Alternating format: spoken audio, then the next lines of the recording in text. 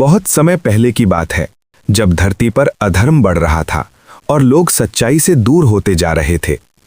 उस समय देवताओं के राजा इंद्र भी चिंतित थे। उन्होंने सोचा कि यदि ऐसा ही चलता रहा तो संसार का संतुलन बिगड़ जाएगा।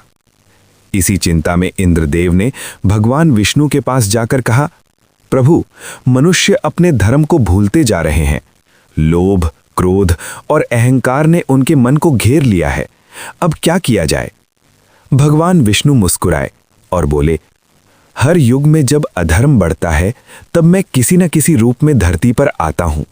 इस बार भी कुछ ऐसा ही होगा, लेकिन पहले मनुष्यों को एक सीख देना जरूरी है। उसी समय पृथ्वी पर एक छोटे से गांव में एक गरीब ब्राह्मण रहता था। वो सच्चा, ईमानदार और भगवान का भक्त था।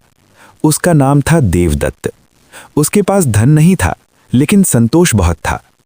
एक दिन जब वो जंगल में लकड़ी काटने गया, उसे एक चमकता हुआ पत्थर मिला। वो पत्थर कोई साधारण पत्थर नहीं था।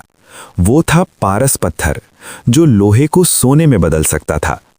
देवदत्त ने सोचा कि अगर मैं इसे रख लूं तो मैं बहुत अमीर बन सकता हूं, लेकिन क्या ये सही होगा?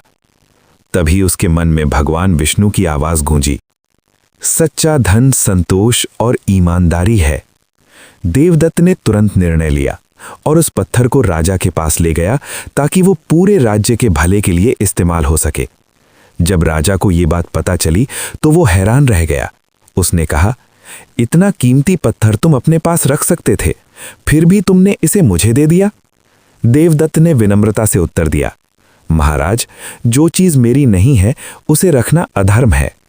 राजा उसकी ईमानदारी से बहुत प्रभावित हुआ और उसने देवदत्त को राज्य का मंत्री बना दिया।